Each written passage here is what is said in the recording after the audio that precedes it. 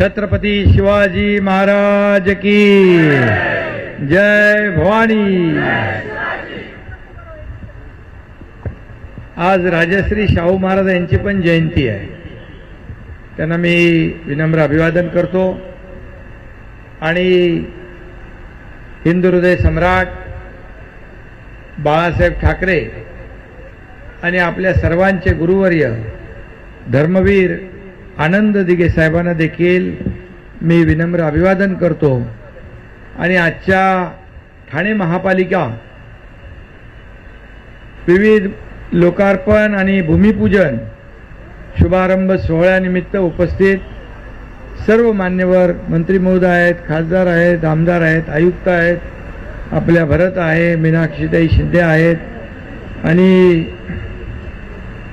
आपले इथले सर्व नगरसेवक आहेत। खरं म्हणजे अनेक आता लोकार्पणं देखील केली, भूमिपूजन देखील केली आणि आपण त्याचं चित्रफित देखील आपण या पडद्यावर पाहिली। खरं म्हणजे हा लोकार्पण सोहळा खऱ्या अर्थाने वचनपूर्ती सोहळा असं म्हटलं तर वावगं ठरणार नाही, कारण आपण दिलेला शब्द पूर्ण करतो हे संपूर्ण महाराष्ट्राला माहीत आहे। आणि म्हणूनच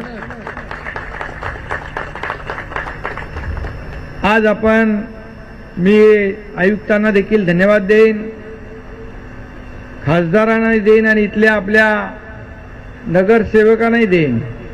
कारण मी असाच एकदा कुठून असं चालत होतो गाडीने, तर तिथे टपऱ्या होत्या आणि अतिशय वाईट परिस्थिती होती।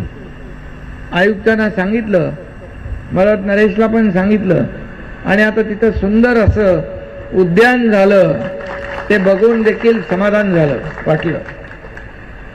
तिथे ज्येष्ठ नागरिक त्याचा आनंद घेत आहेत, मुलं खेळत आहेत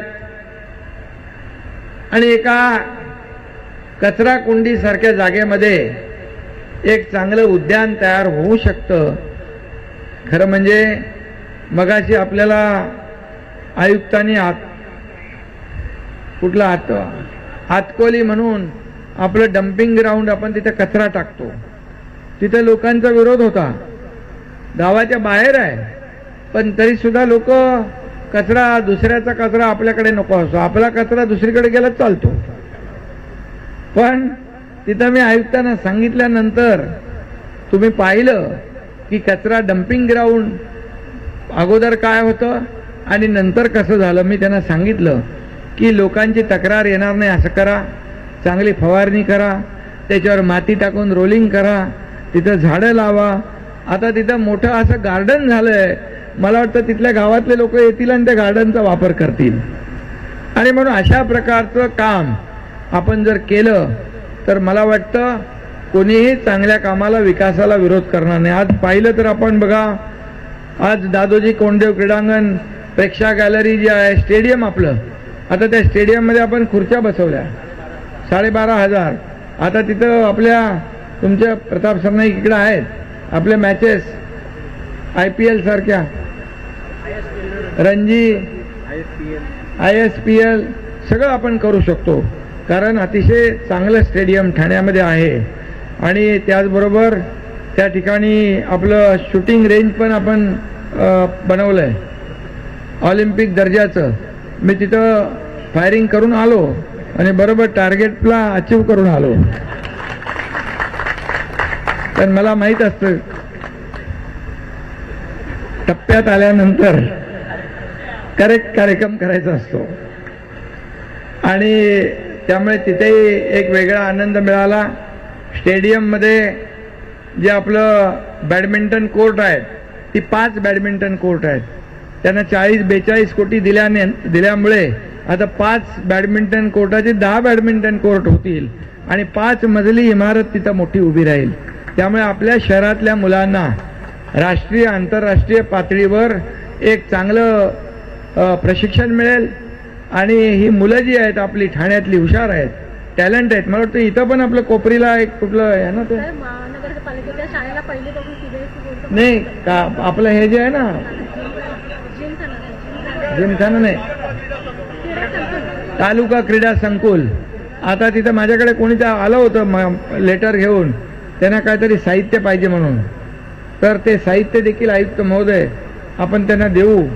मी एवढे पैसे तुम्हाला दिलेले आहेत महापालिकेला, तर आणखी थोडे पैसे आणखी देऊ आणि तिथे मुलांना आपल्याला ते बांधायला पण मी पैसे दिले होते आणि आता त्यांना खेळायलाही मी देतो. त्यामुळे आता तुमचा हिशोब काढू का किती पैसे दिले ते, मग कमी करायला लागतील पैसे. अजून तुमच्या बाजूला बसलेत त्यांच्याकडे तर तुमच्यापेक्षा जास्तीचा हिशोब आहे. आणि त्यामुळे विकास कामांना पैसे कमी पडणार नाहीत, ही भूमिका आपली आहे. आणि म्हणून आज आपण पाहिलं की इथे चांगलं गार्डन झालंय. इथं आता हे प्रसूतीगृह आणि लहान मुलांचं NICU या ठिकाणी झालंय. खऱ्या अर्थाने अतिशय चांगलं काम या ठिकाणी आज आपण झालेलं पाहतोय.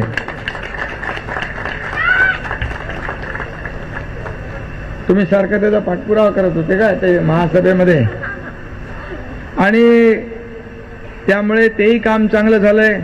10 नागरी आयुष्यमान मंदिरं झालेली आहेत.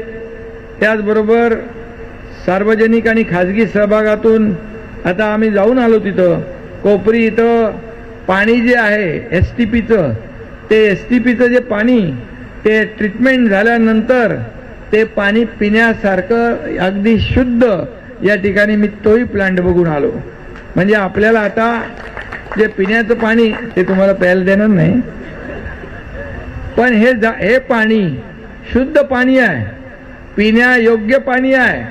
ते कन्स्ट्रक्शनसाठी, झाडांसाठी, तुम्हाला जे नवीन इमारतींमध्ये टॉयलेट बाथरूममध्ये फ्लशिंगसाठी ते आपण वापरू शकतो, उद्योगासाठी वापरू शकतो. त्यामुळे तुमचं पिण्याचं पाणी आता जे आपण वाया घालवतोय ते पाणी वाचेल आणि भविष्यामध्ये पिण्याचं पाण्याची कमतरता पडणार नाही.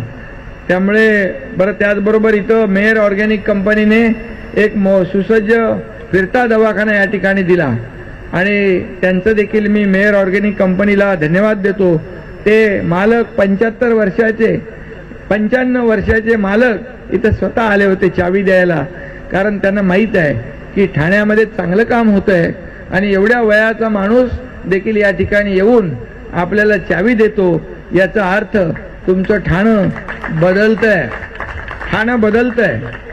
ठाण्यामध्ये सुखसोयी सुविधा येत आहेत. त्याचबरोबर आज मगाशी मालतीताई तुम्ही पाहिलं की बाळकुंभमध्ये काही मोठ्या वास्तू करतोय आपण, गार्डन करतोय. तिथं एक मोठं सेंट्रल पार्क झालेलं आहे, नमो सेंट्रल पार्क. तसं कोपरीमध्ये देखील जिथं ओपन स्पेस आहे तिथे आपल्याला ते करता येईल, तेही करू.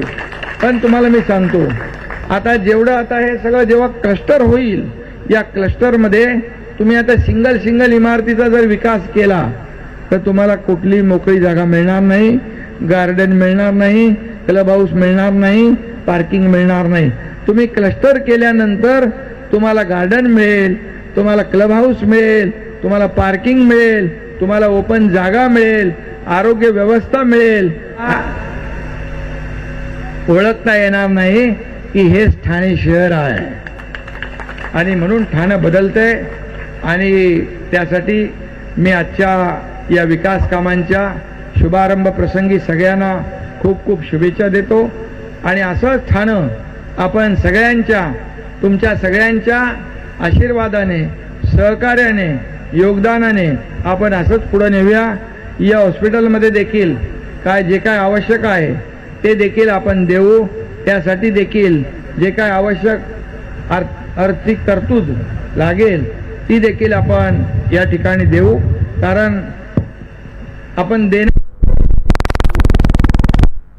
बँक आहे, लेना बँक नाही. त्यामुळे आपण देत आलेलो आहे. आणि म्हणूनच या महाराष्ट्रातल्या जनतेने लँडस्लाइड मॅन्डेट दिलेला आहे. आणि म्हणून आता आमची जबाबदारी आणखी वाढली आहे. देवेंद्रजी आणि आम्ही एक टीम बनून काम करतोय. आणि म्हणून ही टीम या राज्याचा विकास करत असताना या प्रत्येक शहरामध्ये देखील विकास झाला पाहिजे. कारण आपण मुंबई सारखी शहरं आर्थिक सबळ आहेत, नवी मुंबई आहे, ठाणे आहे, हे आर्थिक त्यांच्याकडे क्षमता आहे. पण ज्या शहरांमध्ये आर्थिक क्षमता नाही त्या देखील शहरांना विकासाच्या मेन प्रवाहामध्ये आपल्याला आणायचं आहे. आणि म्हणूनच मी आज खूप खूप शुभेच्छा सगळ्यांना देतो, मनापासून आपलं अभिनंदन करतो. धन्यवाद. जय हिंद, जय महाराष्ट्र. या ठिकाणी